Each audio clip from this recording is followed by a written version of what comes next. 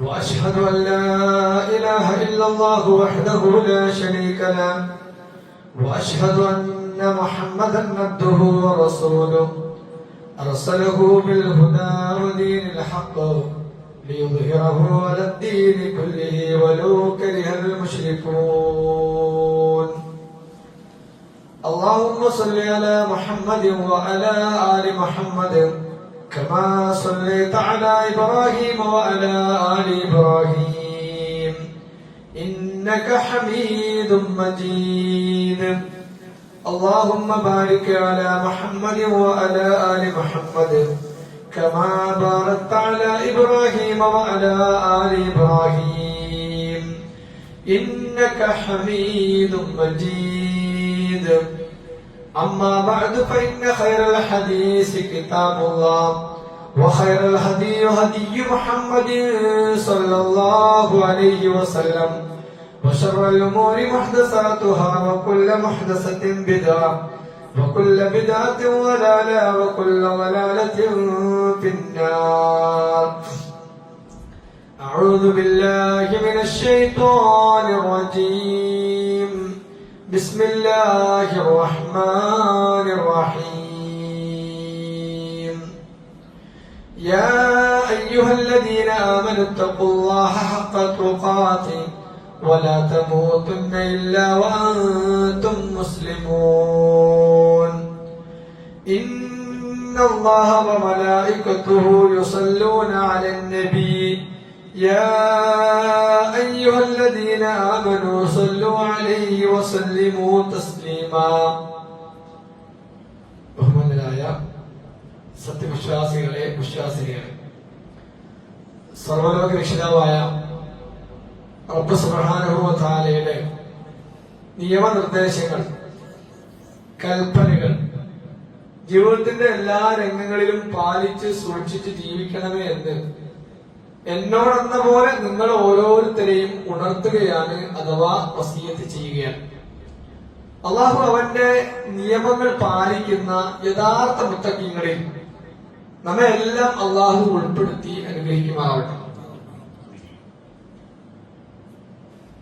പ്രവാചകൻ സല്ലല്ലാഹു അലൈഹി വസല്ലമയുടെ ഏറ്റവും അടുത്ത ഒരു സഹാബിയായിരുന്നു നമുക്ക് അറിയാവുന്നതുപോലെ ബിലാൽ ഇബ്നു റബാഹ്. മക്കയിൽ അടിമയായി അബസീനിയയുടെ പാരമ്പര്യമുള്ള മാതാപിതാക്കളിൽ ജനിച്ച ഒരു കറുത്ത വർഗ്ഗക്കാരനായ ഉമയ്യത്തിന്റെ അടിമയായി മക്കയിൽ താമസിക്കുന്ന സമയത്താണ് ബിലാൽ ഇബ്നു റബാഹ് പ്രവാചകൻ സല്ലല്ലാഹു അലൈഹി വസല്ലമയുടെ സന്ദേശം ഉൾക്കൊള്ളുകയും ഇസ്ലാം സ്വീകരിക്കുകയും ചെയ്തു. ഒരു അടിമ ഇസ്ലാം സ്വീകരിച്ചത് ഉറപ്പായിട്ട് നമുക്കൊക്കെ അറിയാം. ഒരു യജമാനെ സംബന്ധിച്ചിടത്തോളം, അന്ന് ഉമയ്യത്തിനെ സംബന്ധിച്ചിടത്തോളം അത് വല്ലാത്തൊരു പ്രയാസമുണ്ടാക്കുന്ന ഒരു കാര്യമാണ്. അതുകൊണ്ട് തന്നെ ഉമയ്യത്ത് അത് സഹിച്ചില്ല എന്ന് മാത്രമല്ല, ഉമയ്യത്ത് അതിൽ നിന്ന് പിന്മാറാൻ വേണ്ടി കഠിനമായി ബിലാൽ റളിയല്ലാഹു അൻഹുവിനെ ശിക്ഷിച്ചു. ആ ചരിത്രം നമ്മൾ കേട്ടതാണ്. മണലിലൂടെ, ആ ചുട്ടുപൊള്ളുന്ന മണലിലൂടെ കിടത്തിയിട്ട് നെഞ്ചിൽ വലിയ പാറക്കല്ല് കെട്ടിയിട്ട് അവിടെയുള്ള ചെറിയ പിള്ളാരെ കൊണ്ട് ആ ബിലാലിനെ ആ മണലിലൂടെ വലിച്ചു കൊണ്ടുപോകാൻ. ആ സന്ദർഭത്തിൽ അദ്ദേഹം ഉരുവിട്ട വചനം ചരിത്രത്തിൽ പ്രസിദ്ധമാണ്. അഹദ് അഹദ് അഹദ്. അല്ലാഹുവേ, നീ ഒരുവനാണ്, നീയല്ലാതെ എനിക്ക് ഒരു ആശ്രയമില്ല എന്ന് മനസ്സിന്റെ ഉള്ളിൽ നിന്ന് അദ്ദേഹം ആ വേദനയുടെ സന്ദർഭത്തിലും ഉരുവിടുന്നുണ്ട്. പിൽക്കാലഘട്ടത്തിൽ അദ്ദേഹത്തിന് ഒരു നല്ല കാലം വരികയും പ്രവാചകൻ സല്ലല്ലാഹു അലൈഹി വസല്ലമയുടെ കൂടെ ജീവിക്കുകയും അവസാനം പ്രവാചകൻ സല്ലല്ലാഹു അലൈഹി വസല്ലമ ഈ ലോകത്തുനിന്ന് വിട പറഞ്ഞു പോയി. അദ്ദേഹത്തിന്റെ ചരിത്രം ഇങ്ങനെ ആളുകളോട് സംസാരിക്കുന്ന സന്ദർഭത്തില് ആളുകൾ ചോദിക്കുന്നുണ്ട്, ബിലാൽ റളിയല്ലാഹു അൻഹുവിനോട് ആ കാലഘട്ടത്തിന്റെ പീഡനത്തിന്റെ വേദനയെ സംബന്ധിച്ച് തന്റെ കൂടെയുള്ള ആളുകൾ ചോദിച്ചപ്പോ അദ്ദേഹം പറയാണ്, എനിക്ക് വിശ്വാസത്തിന്റെ മാധുര്യവും പീഡനത്തിന്റെ വേദനയും എന്റെ മനസ്സിലേക്ക് ഒരേ സമയത്താണ് വന്നത്. അത് രണ്ടും സമാസമമായി നിൽക്കണം. എനിക്ക് പീഡനത്തിന്റെ വേദന ഒരു ഭാഗത്തുണ്ട്, എന്റെ വിശ്വാസം ഉൾക്കൊണ്ടിട്ടിരിക്കുന്ന ആ വിശ്വാസത്തിൽ ഞാൻ അനുഭവിക്കുന്ന ഏറ്റവും നല്ല ഒരു മാധുര്യവും എന്റെ മനസ്സിലുണ്ട്. രണ്ടും കൂടി ഒരുമിച്ച് വന്നപ്പോ എന്റെ വിശ്വാസത്തിന്റെ മാധുര്യം എനിക്ക് ആ വേദനയെ കീഴടക്കിയതായി എനിക്ക് അനുഭവപ്പെട്ടു എന്നാണ്. നോക്കൂ പ്രിയപ്പെട്ട സഹോദരങ്ങളെ, എന്തൊരു നല്ല മറുപടിയാണ് ബിലാൽ ഇബ്നു റബാഹ് തന്റെ കൂട്ടുകാർക്ക് നൽകിയിരിക്കുന്നത്.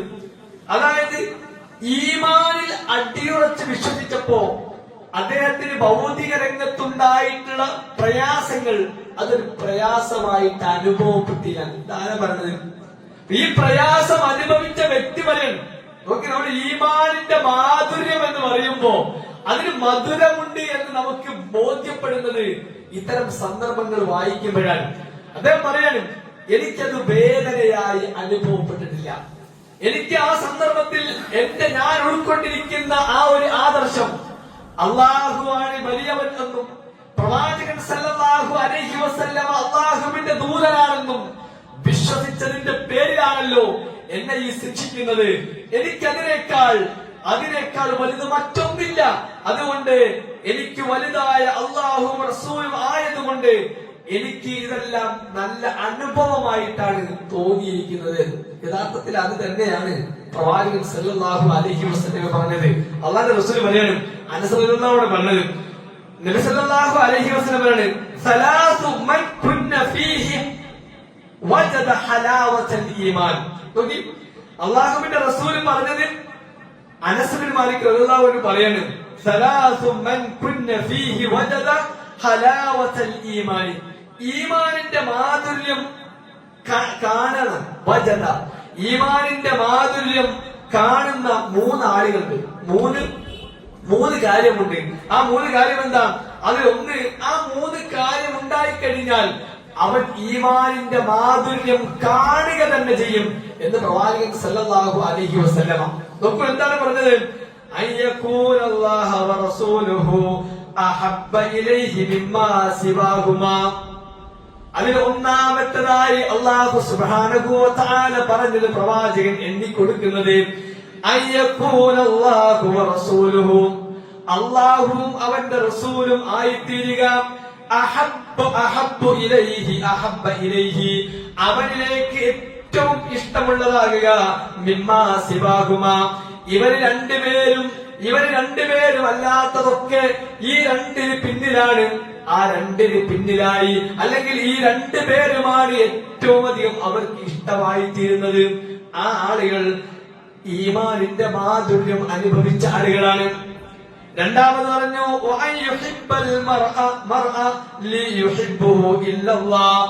ഒരാളെ അള്ളാഹ്ക്ക് വേണ്ടി സ്നേഹിക്കുന്നവൻ,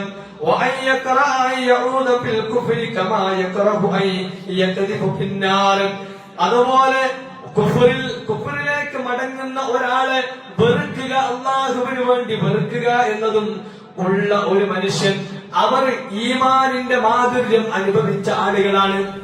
അപ്പോ അതിലൊന്ന് പറഞ്ഞത് അല്ലാഹുവും റസൂലും എനിക്ക് ഏറ്റവും വലുതായി തീരും. ഇങ്ങനെയുള്ള ആളുകൾക്ക് പ്രിയപ്പെട്ടവരെ, അവർ അനുഭവിക്കുന്ന ഒന്നാണ് യഥാർത്ഥത്തിൽ ഹലാവത്തുൽ ഈമാൻ. ഇപ്പൊ ഞാനും നിങ്ങളൊക്കെ ഈമാൻ ഉണ്ട്, ഉറപ്പാണ്. പക്ഷെ എത്രത്തോളം അത് നമുക്ക് ആസ്വദിക്കാൻ കഴിയുന്നു എന്ന് നമ്മൾ ഓരോരുത്തരും ഒന്ന് വിലയിരുത്തുക. മഹദി ഉമ്മു ഖല്ലാദ റളിയല്ലാഹു അൻഹ പറയുന്നുണ്ട്, ഒരിക്കലും ഉഹദ് യുദ്ധം കഴിഞ്ഞ് ആളുകൾ വല്ലാതെ പ്രയാസത്തോടു കൂടിയാണ് വരുന്നത്.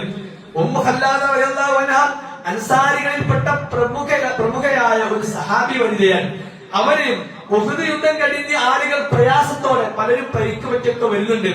അവരോട് ആ വരുന്ന ആളുകൾ പറഞ്ഞു, ഉമ്മു ഖല്ലാദയോട് പറഞ്ഞു, നിങ്ങളുടെ ഭർത്താവും നിങ്ങളുടെ മകനും നിങ്ങളുടെ സഹോദരനും എല്ലാവരും രക്തസാക്ഷികളായിട്ടുണ്ട്, ആ അള്ളാഹുവിന്റെ മാർഗത്തിൽ മരിച്ചു പോയിട്ടുണ്ട് എന്ന് ഇവരോട് ആളുകൾ പറയണം.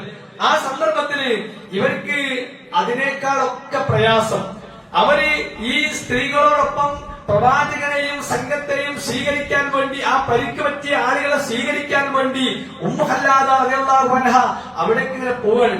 ആളുകൾ പറയുന്നുണ്ട്, നിങ്ങളുടെ ഭർത്താവ് മരണപ്പെട്ടു പോയി. നമ്മൾ ആലോചിച്ച് നോക്കും, നമ്മുടെ മക്കൾ, നമ്മുടെ ഭർത്താവ്, നമ്മുടെ സഹോദരൻ എന്നൊക്കെ പറഞ്ഞാൽ ഒരാൾക്ക് പ്രിയപ്പെട്ടവരെ അത് ആവശ്യമായി വരുന്ന ഓരോ ഘട്ടങ്ങളുണ്ട്. നമുക്കറിയാം, ഒരു ഭാര്യയെ സംബന്ധിച്ചിടത്തോളം ഭർത്താവ് എന്ന് പറഞ്ഞാൽ അവർക്ക് വലിയ ഒരു സംഗതിയാണ്.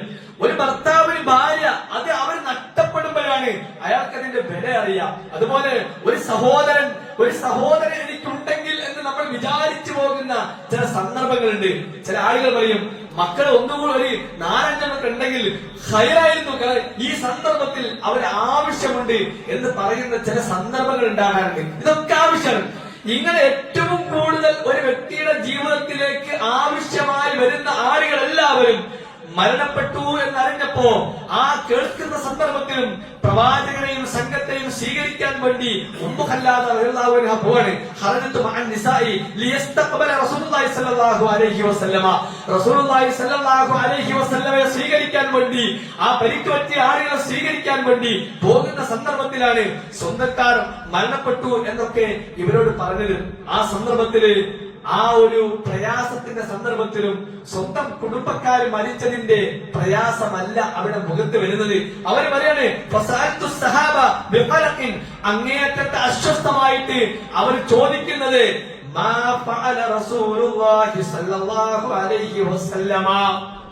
അള്ളാഹുവിന്റെ റസൂലിന്റെ അവസ്ഥ എന്താണ് എന്ന് സഹാബത്തിനോട് ചോദിക്കുകയാണ്. അവര് പറയുന്നു, ആളുകൾ പറഞ്ഞു, അവരോടെല്ലാം പറഞ്ഞു, ഉമ്മു ഖല്ലാദ അവരൊക്കെ പ്രവാചകൻ സല്ലല്ലാഹു അലൈഹി വസല്ലമ അൽഹംദുലില്ലാഹ് ഖൈറാണ്, ഒന്നും പറ്റിയിട്ടില്ല എന്ന് പറഞ്ഞപ്പോ ഇവര് ഈ ഉമ്മു ഖല്ലാദ എല്ലാവരും പറയാണ്, എന്നാലേ എനിക്ക് കുല്ലു മുസീബത്തിൻ ബഅദക ജലലുൻ യാ റസൂലല്ലാഹ്. അള്ളാഹുവിന്റെ റസൂലിനെ ആ കണ്ടുമുട്ടുന്ന സന്ദർഭത്തിൽ പറഞ്ഞു, എനിക്ക് നഷ്ടപ്പെട്ടതൊന്നും നിങ്ങൾക്ക് ശേഷം, നിങ്ങളെ കണ്ടതിന് ശേഷം എന്റെ മുസീബത്തൊന്നും ഒരു പ്രയാസമേ അല്ല എന്ന് ഉമ്മു ഖല്ലാദ റളിയല്ലാഹു അൻഹ പറഞ്ഞു. പ്രിയപ്പെട്ട സഹോദരികൾ, എന്തുകൊണ്ടാ അതാണ് ആ ഒരു അള്ളാഹും റസൂലും എന്ന് പറഞ്ഞ ആ സംഗതി അവരുടെ ജീവിതത്തിൽ വല്ലാത്ത ഒരു വില നൽകുകയും അതവർ അനുഭവിക്കുകയും ചെയ്തു എന്ന് ചരിത്രം വായിക്കുമ്പോൾ നമുക്ക് മനസ്സിലാക്കാൻ കഴിയും. അതുകൊണ്ട് നമ്മളിപ്പോ സംസാരിച്ചു വരുന്ന വിഷയം അശ്ഹദു അന്ന മുഹമ്മദ് റസൂലുള്ളാഹ്. ഞാൻ നിങ്ങൾ ആലോചിക്കേണ്ടത്, എനിക്കും നിങ്ങൾക്കും എത്രത്തോളം അശ്ഹദു അന്ന മുഹമ്മദ് റസൂലുള്ളാഹ്, ഞാൻ അള്ളാഹുവിന്റെ ദൂതനാണ്, റസൂലാണ് മുഹമ്മദ് എന്നതാ ഞാനിതാ സാക്ഷ്യം വഹിക്കുന്നു എന്ന് പറയുമ്പോ നമ്മുടെ മനസ്സിലേക്ക് എത്രത്തോളം പ്രവാചകന്റെ സ്ഥാനമുണ്ട്, പ്രവാചകൻ എത്രത്തോളം സ്ഥാനമുണ്ടായിരുന്നു. അബൂ സുഫിയാൻ ഇസ്ലാം സ്വീകരിക്കുന്നതിന് മുമ്പ് അവിടുത്തെ അബൂ സുഫിയാന്റെ ആളുകളോട് അദ്ദേഹം പറഞ്ഞ ഒരു ചരിത്രത്തിൽ അദ്ദേഹം പറഞ്ഞ ഒരു കാര്യമുണ്ട്. അദ്ദേഹം പറയാണ്, വല്ലാഹി മാ റഅയ്തു മിൻ ഖൗമിൻ ഖത്തുൻ അശദ്ദു ഹബ്ബൻ ലിസാഹിബിഹിം മിൻ അസ്ഹാബി മുഹമ്മദ് സല്ലല്ലാഹു അലൈഹി വസല്ലം ലഹു. അദ്ദേഹം ഇസ്ലാം സ്വീകരിക്കുന്നതിന് മുമ്പ് പ്രവാചകനെ കുറിച്ച് അന്വേഷിക്കാൻ വേണ്ടി മദീനയിലേക്ക് ആളെ പറഞ്ഞയച്ചപ്പോ അവിടെ നിന്ന് കാണുന്നത് എന്താ, ഞാൻ ഒരാളെയും കണ്ടിട്ടില്ല, ഒരു മനുഷ്യനെയും ഞാൻ കണ്ടിട്ടില്ല, ഇത്രത്തോളം ആളുകൾ അദ്ദേഹത്തെ സ്നേഹിക്കുന്ന, മുഹമ്മദിനെ സ്നേഹിക്കുന്നത് പോലെ ലോകത്ത് ഒരാളെയും സ്നേഹിക്കുന്ന അനുയായികൾ ഞാൻ കണ്ടിട്ടില്ല എന്ന ഇസ്ലാം സ്വീകരിക്കുന്നതിന് മുമ്പ് അബൂ സുഫിയാൻ പറഞ്ഞ ഒരു സംഗതി, ഒരു വാക്കാണ്. പ്രിയപ്പെട്ടവർ, അങ്ങനെ ആയിരുന്നു അവർ പ്രവാചകൻ സല്ലല്ലാഹു അലൈഹി വസല്ലമയെ അവർ കണ്ടിരുന്നത്. അതുകൊണ്ടാണ് ഹുദൈബിയ സന്ധിയുടെ സന്ദർഭത്തില് ഉർവത്ത് ബിൻ മസ്ഊദ് തിരിച്ചു നിന്ന് ഖുറൈശികളോട് പറഞ്ഞെന്താ, ഖുറൈശികളുടെ പ്രതിനിധിയായി ഉർവത്തിനെ അയച്ചപ്പോ അവിടെ അദ്ദേഹം പറയാണ്, ഖുറൈശികളെ ഞാൻ കിസ്റയെയും കൈസറിനെയും നജ്ജാശിയെയും അവരുടെ കൊട്ടാരത്തിൽ വെച്ച് സന്ദർശിച്ചിട്ടുണ്ട്. കാരണം എന്താ, ഈ മക്കയിൽ നിന്ന് പലപ്പോഴും നിവേദക സംഘത്തിന്റെ പ്രതിനിധിയായി ഉർവ അന്നത്തെ ഏറ്റവും നല്ല സാഹിത്യകാരനാണ്. അതുകൊണ്ട് ഒരു ഉയർന്ന തറവാട്ടുകാരനുമാണ്. അതുകൊണ്ട് എന്നെയാണ് നിങ്ങൾ പറഞ്ഞേക്കാറുള്ളത്. അതുകൊണ്ട് ഞാൻ കിസ്റയിൽ പോയിട്ടുണ്ട്, കൈസറിൽ പോയിട്ടുണ്ട്, നജ്ജാശി രാജാവിന്റെ അടുത്ത് പോയിട്ടുണ്ട്, ആ കൊട്ടാരങ്ങളിലൊക്കെ ഞാൻ സന്ദർശിച്ചിട്ടുണ്ട്. എന്നാൽ മുഹമ്മദിന്റെ അനുയായികൾ അദ്ദേഹത്തെ സ്നേഹിക്കുന്നത് പോലെ മറ്റാരും ആരെയും സ്നേഹിക്കുന്നത് ഞാൻ കണ്ടിട്ടില്ല എന്ന്. പ്രിയപ്പെട്ട സഹോദരങ്ങളെ, ഇത് ഒരു യാഥാർത്ഥ്യമാണ്. ഇതൊരു യാഥാർത്ഥ്യമാണ്. പ്രവാചകന്റെ കൂടെയുള്ള ആളുകൾ അവർ അങ്ങേയറ്റത്തെ സ്നേഹം പ്രവാചകനോട് നിലനിർത്തിയിട്ടുണ്ട്. അത് അവരുടെ ജീവിതത്തിലും കൊണ്ട് നടക്കുക മാത്രമല്ല അവർ ചെയ്തത്, അത് ജീവിതത്തിന്റെ ഒരു ഭാഗമായി. അതായത് ഞാൻ അശ്ഹദു അന്ന മുഹമ്മദൻ റസൂലുള്ളാഹ് എന്ന് പറഞ്ഞാൽ എന്താ?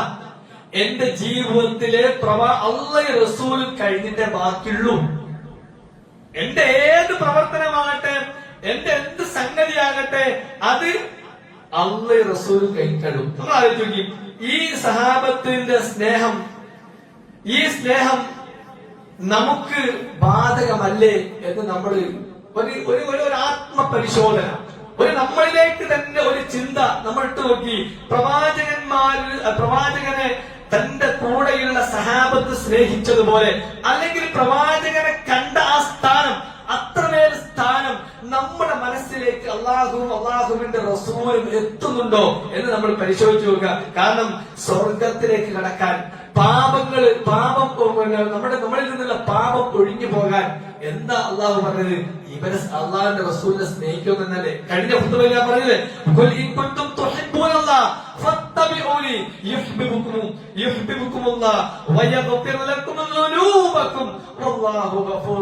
സഹോദരിമാരെ, സഹോദരങ്ങളെ, നിങ്ങൾ അള്ളാഹുവിനെ ഇഷ്ടപ്പെടുന്നുവെങ്കിൽ നിങ്ങൾ എന്നെ പിൻപറ്റണം. അള്ളാഹുവിന്റെ റസൂല് എന്ത് പറഞ്ഞോ, എന്തൊന്ന് നമ്മോട് ജീവിതത്തിൽ കൽപ്പിച്ചുവോ, എന്തൊന്ന് ചെയ്ത് കാണിച്ചുവോ, എന്തൊന്ന് അംഗീകാരമായി പറഞ്ഞു തന്നോ, അത് നമ്മൾ സ്വീകരിക്കുക. അവിടെ ചോദ്യമല്ല ഇത്.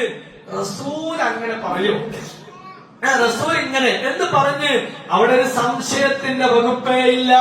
റസൂലാണോ പറഞ്ഞത്, അത് ചെയ്യാൻ ഞാൻ സന്നദ്ധനാണ്, അത് ഞാൻ ചെയ്തിരിക്കും. എന്റെ എല്ലാ കാര്യങ്ങളിലും റസൂലിന്റെ കൽപ്പന, അള്ളാഹു പറഞ്ഞത് റസൂലിലൂടെ ഞാൻ കേട്ടതാണ്, അതുകൊണ്ട് റസൂലിനെ ഞാൻ അംഗീകരിക്കുമെന്ന് പറഞ്ഞാൽ അത് അള്ളാഹുവിന് ഇഷ്ടപ്പെടലാണ്. മാത്രവുമല്ല, നമ്മുടെ പാപങ്ങളെല്ലാം അതുവഴി പൊറുക്കപ്പെടുകയാണ്. അള്ളാഹു ഏറെ പൊറുക്കുന്നവനും കാരുണ്യം ചൊരിയുന്നവരുമാണ്. ആ പ്രിയപ്പെട്ട സഹോദരങ്ങളെ, നമ്മൾ ഇങ്ങനെ ആലോചിക്കാം, അത്രമേൽ റസൂലിനെ ഇഷ്ടപ്പെടുന്ന എന്തൊരു ത്യാഗമായിരിക്കും. നമ്മളിങ്ങനെ ആലോചിക്കും. നാളെ റസൂലിന്റെ സഹാബത്തിന്റെ അടുത്ത് നിൽക്കുമ്പോ അവരിങ്ങനെ പറയാ, ഓരോ ചരിത്രം ഇങ്ങനെ പറയാ, ഞങ്ങൾ പ്രവാചകനെ വിശ്വസിച്ചത് കൊണ്ട്, ഇസ്ലാം സ്വീകരിച്ചത് കൊണ്ട് ഞങ്ങൾ ചെയ്ത ത്യാഗം, ഇന്ന ത്യാഗങ്ങളൊക്കെ ഉണ്ട്. നമുക്ക് എന്ത് ത്യാഗം പറയാണ്ടാകാം? നമ്മൾ അശ്ഹദു അന്ന മുഹമ്മദൻ റസൂലുള്ളാഹ് എന്ന് പറഞ്ഞതിന്റെ പേരിൽ എന്തൊരു ത്യാഗമാണ് നമുക്ക് പറയാനുണ്ടാവുക എന്ന് നമ്മൾ ആലോചിക്കണം. എന്റെ എനിക്കറിയാം, നമ്മുടെ നാട്ടിലുള്ള ഒരു സുഹൃത്ത്, അദ്ദേഹത്തിന്റെ വലിയ ഒരു ബിൽഡിംഗ് നല്ല വാടകയ്ക്ക് പോകുന്ന ഒരവസ്ഥ വന്നു. അദ്ദേഹം ആ വാടക വേണ്ടെന്ന് വെച്ചു. കാരണം എന്താണ്?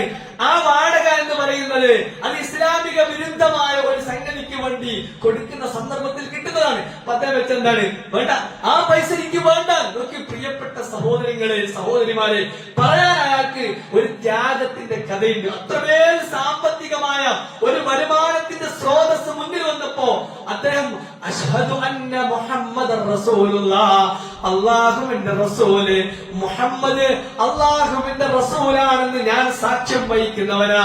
അതുകൊണ്ട് പലിശയുടെ ഒരു ഇനം വരുന്ന പണം എനിക്ക് വേണ്ട. എന്റെ റസൂൽ അത് കൽപ്പിച്ചിട്ടുണ്ട്, അതെടുക്കാൻ പാടില്ല, അത് ഉപയോഗിക്കാൻ പാടില്ല, അത് ഞാൻ ഒഴിവാക്കുകയാണ് എന്ന് പറഞ്ഞുകൊണ്ട് വലിയ ഒരു സംഖ്യ മാറ്റിവെക്കുകയാണ്. കൊടുത്തില്ല, നല്ലൊരു ഓപ്പർച്യൂണിറ്റി കൊടുത്തില്ല. അല്ല, അങ്ങനെ ത്യാഗം പ്രിയപ്പെട്ടവരെ നമുക്ക് എത്രത്തോളം പറയാനുണ്ടാകും. ഇനി അതുപോലെ നമ്മൾ എത്ര കാര്യങ്ങളിൽ ഞാൻ മുഹമ്മദിന്റെ അനുയായി ആയതുകൊണ്ട് ഞാൻ ഈ തിന്മയിലേക്കില്ല എന്ന് പറയാൻ നമ്മുടെ കൂട്ടത്തിൽ എത്ര ആളുകൾക്ക്, സഹോദരിമാരെ, സഹോദരങ്ങളെ, കഴിയും? നോക്കൂ, പലപ്പോഴും നമ്മുടെ സോഷ്യൽ മീഡിയകളിലൂടെ പലതരത്തിലുള്ള തിന്മകളിലേക്കും നമ്മൾ വിളിക്കുകയാണ്, നമ്മളെ മാടി വിളിക്കുകയാണ്. ഒരു ചെറിയ ക്ലിക്ക് മതി. പക്ഷേ നമ്മൾ അവിടെ മാറി നിൽക്കണം. എന്ത്?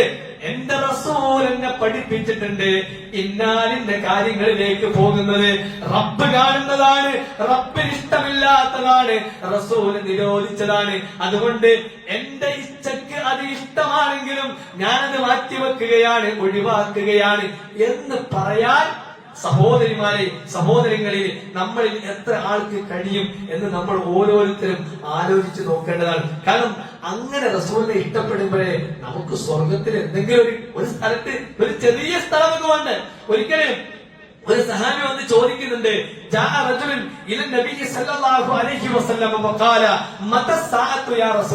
അല്ലാഹുവിന്റെ റസൂലേ എപ്പോഴാണ് ഖിയാമത്ത് നാള്? അപ്പൊ റസൂല് ചോദിക്കാണ്, അതിന് സഹോദര നീ എന്താണ് അതിനു വേണ്ടി ഒരുങ്ങിയത്? ഇദ്ദേഹം ചോദിച്ച എപ്പോഴാണ് ഖിയാമത്ത് നാള് വരിക? അള്ളാന്റെ റസൂലിന്റെ മറുപടി എന്താ?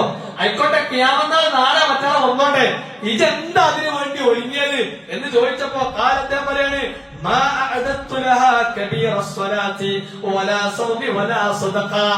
അള്ളാഹുവിന്റെ റസൂലേ ഞാൻ അതിനു വേണ്ടി വലിയ നമസ്കാരമോ വലിയ നോമ്പോ സ്വതക്കയോ ഒന്നും ഞാൻ ചെയ്തിട്ടില്ല, അതിനകത്തൊന്നും എന്റെ കയ്യിലില്ല. എന്നാൽ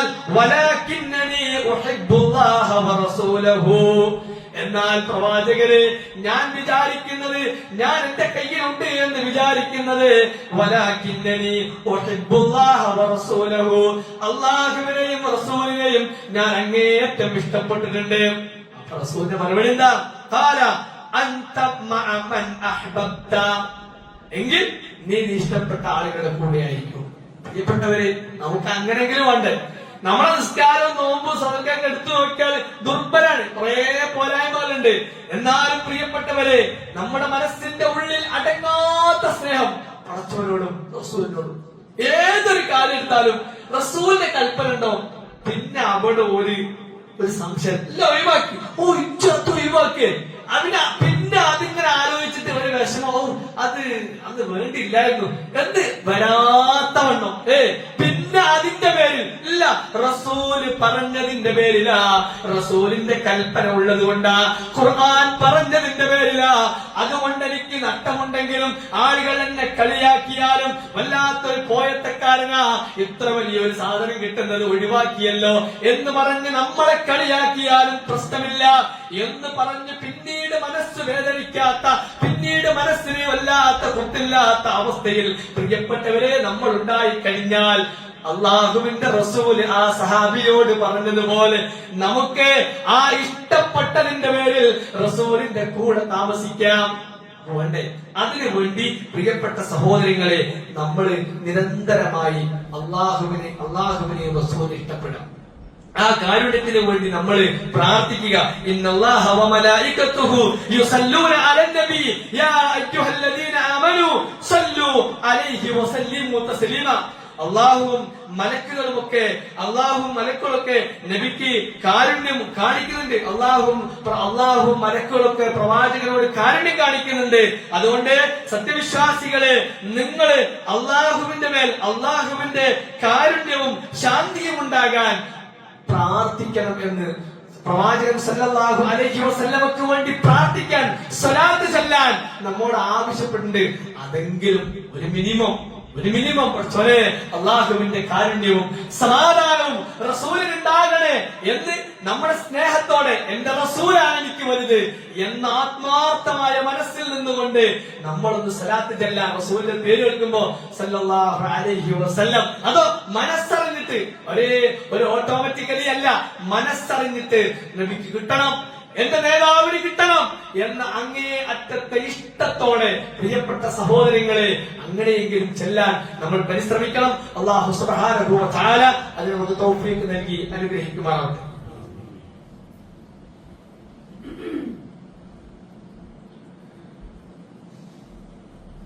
അൽഹംദുലില്ലാഹ് വസ്സലാത്തു വസ്സലാമു അലാ റസൂലില്ലാഹ് വഅലാ ആലിഹി വസഹ്ബിഹി അജ്മഈൻ. അമ്മാ ബഅദ്.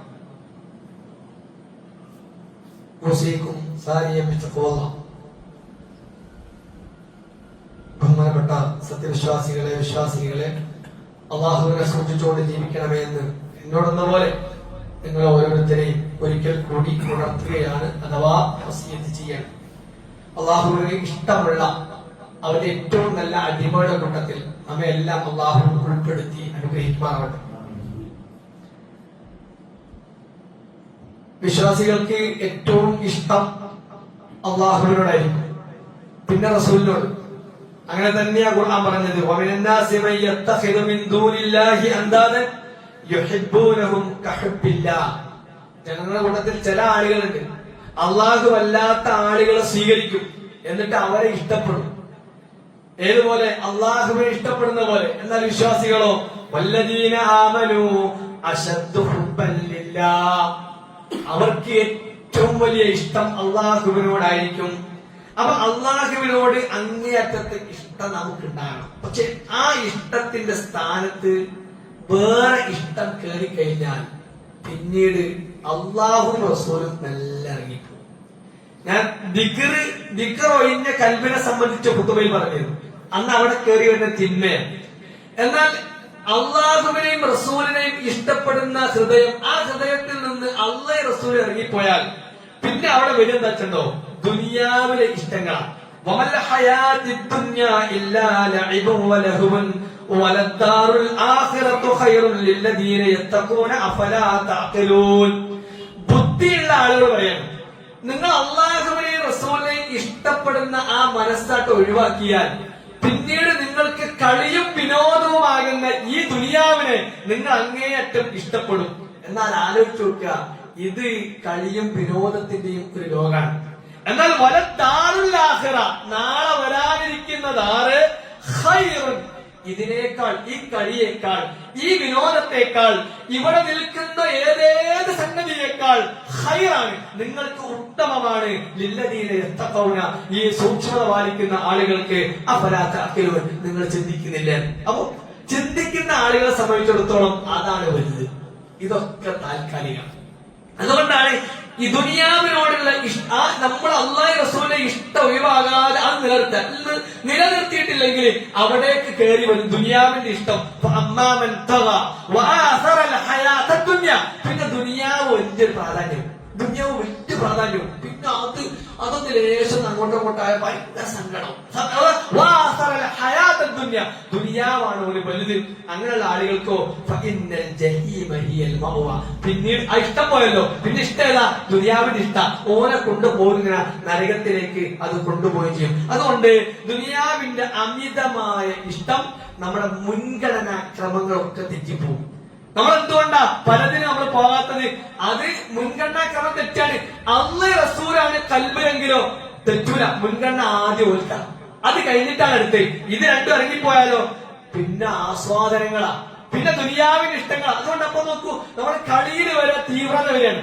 കളിയിൽ വരെ അതിനെങ്ങോട്ട് പ്രണയിച്ചിട്ട് അവസാനം എന്താണ്, അതിന്റെ പേരിൽ റോട്ടിൽ അടിപിടിയാണ്, നാട്ടിൽ പ്രശ്നങ്ങളാണ്. ഏത് അതിങ്ങോട്ട് അതിന്റെ ലഹരിയിലേക്ക്, അതിന്റെ ആസ്വാദനത്തിലേക്ക് ആളുകൾ മാറാണ്. ലഹരി ഒരു ഭ്രാന്താകുന്നത് പോലെ കളി ഒരു ഭ്രാന്തായി മാറുന്ന അവസ്ഥ. അതുകൊണ്ട് പ്രിയപ്പെട്ട സഹോദരങ്ങളെ, അപ്പോഴൊക്കെ എന്താണ്, അല്ലാഹു റസൂലിന്റെ ഇഷ്ടം പോയി ദുനിയാവിന്റെ ഇഷ്ടം മേൽക്കോയ്മ നേടാണ്. ഇക്കൂട്ടർ, ഈ ആളുകൾ അള്ളാനെ റസൂലിനെ ഇഷ്ടപ്പെടാതെ മനസ്സിൽ മറ്റുള്ള പലതിനെയും ഇഷ്ടപ്പെടുന്ന ആളുകൾ, അവർ ഈ പളവളപ്പിനെയാണ് ഇഷ്ടപ്പെടുന്നത്. നാളത്തെ ഭാരമുള്ള ആ ദിവസത്തെ അവര് പിന്നിലേക്ക് വലിച്ചെറിയുകയാണ്. അതിനെപ്പറ്റിയൊരു ഓർമ്മയുണ്ടാവില്ല. താങ്ങാനാകാത്ത ഭാരം ചുമക്കേണ്ട നാളത്തെ ദിവസം, ഓരോന്നിനും ഉത്തരം പറയേണ്ട നാളത്തെ ദിവസം ഒരു ഓർമ്മയില്ല, അതിനെപ്പറ്റി ഒരു വിചാരമില്ല. അങ്ങനെ പോകും ഈ ഒരു അവസ്ഥയിലേക്ക് വന്നു കഴിഞ്ഞാൽ. അതുകൊണ്ട് പ്രിയപ്പെട്ട സഹോദരങ്ങളെ, ക്ഷമയോടെ ഒരു വശത്തിൽ നിന്നുകൊണ്ട് ഏതിലും അമിതമാവാതെ ഏറ്റവും എല്ലാ സന്ദർഭത്തിലും അള്ളാഹുവിനെയും റസൂലിന്റെയും കൽപ്പനകളെ ജീവിതത്തിൽ നെഞ്ചോട് ചേർക്കുന്ന, നമ്മുടെ ജീവിതത്തോട് ചേർക്കുന്ന ഒരവസ്ഥയെ നമ്മൾ കൊണ്ടുപോകാൻ, പ്രത്യേകിച്ചും ചെറുപ്പക്കാരികളൊക്കെ ആ വിഷയത്തിൽ ശ്രദ്ധിക്കുക. അള്ളാഹു സുബ്ഹാനഹു വ തആല അങ്ങനെ ശ്രദ്ധിക്കുന്ന ആളുകളിൽ നമ്മെ എല്ലാം ഉൾപ്പെടുത്തി അള്ളാഹു അനുഗ്രഹിക്കുമാറാവട്ടെ. ഒന്നുപോയ എല്ലാ ചെറുതും വലുതുമായ തെറ്റുകുട്ടികൾ അള്ളാഹു വിട്ടുകൊടുത്ത് മാപ്പാക്കി അനുഗ്രഹിക്കുമാറാവട്ടെ. കൂടുതൽ അള്ളാഹുവിനെ ഭയപ്പെടുന്ന യഥാർത്ഥ മുത്തഖീങ്ങളിൽ അള്ളാഹു നമ്മെ എല്ലാം ഉൾപ്പെടുത്തി അനുഗ്രഹിക്കുമാറാവട്ടെ. ഒരുപാട് സഹോദരങ്ങൾ, സഹോദരിമാർ വേദന കൊണ്ട് പ്രയാസപ്പെടുന്നുണ്ട്. അള്ളാഹുവേ, അവരുടെ വേദനകളെല്ലാം നീ ശിഫയാക്കി കൊടുക്കണേ റഹ്മാനെ. അള്ളാഹുവേ, നമ്മുടെ കൂട്ടത്തില് പല സഹോദരങ്ങളും സഹോദരിമാരും മാരകമായ രോഗങ്ങൾക്ക് അടിമപ്പെട്ടവരാണ്. അള്ളാഹുവേ, നീ രോഗം മാറ്റുന്നവരാണ്, നിനക്ക് മാറ്റാൻ കഴിയും. അള്ളാഹുവേ, അവർ അനുഭവിക്കുന്ന എല്ലാത്തരം പ്രയാസങ്ങളിൽ നിന്നും അവർക്ക് നീ ആശ്വാസം നൽകി നീ അനുഗ്രഹിക്കണേ റഹ്മാനെ. അള്ളാഹുവേ, ഞങ്ങളുടെ മാതാപിതാക്കൾ ഞങ്ങൾക്ക് വേണ്ടി ഏറെ കഷ്ടപ്പെട്ടവർ എന്ന് രോഗം കൊണ്ട് പ്രയാസപ്പെടുകയാണ്. പ്രായാധിക്യമുള്ള ഒരുപാട് രോഗങ്ങളുണ്ട്. അള്ളാഹുവേ, മാനസികവും ശാരീരികവുമായി പ്രയാസം അനുഭവിക്കുന്ന ഞങ്ങളുടെ മാതാപിതാക്കളുടെ രോഗത്തെ നീ ശിഫയാക്കി കൊടുക്കണേ റഹ്മാനെ. അവർക്ക് നീ ആശ്വാസം നൽകി നീ അനുഗ്രഹിക്കണേ റഹ്മാനെ.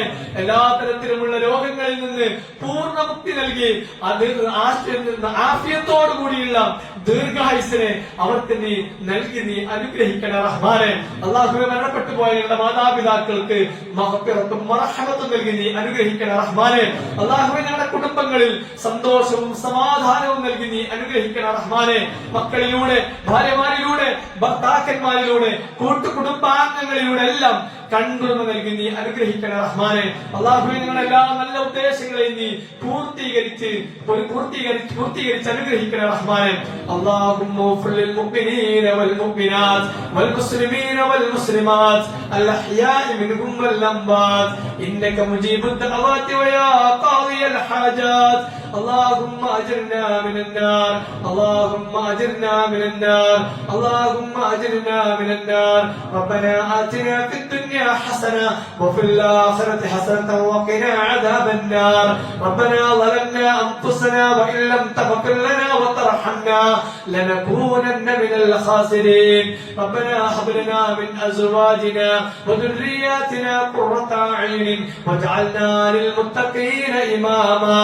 ربنا اصرف عنا عذاب جهنم إن عذابها كان غراما إنها ساءت مستقرا ومقاما. ربنا تقبل منا، ربنا تقبل منا، ربنا تقبل منا إنك أنت السميع العليم وتب علينا إنك أنت التواب الرحيم.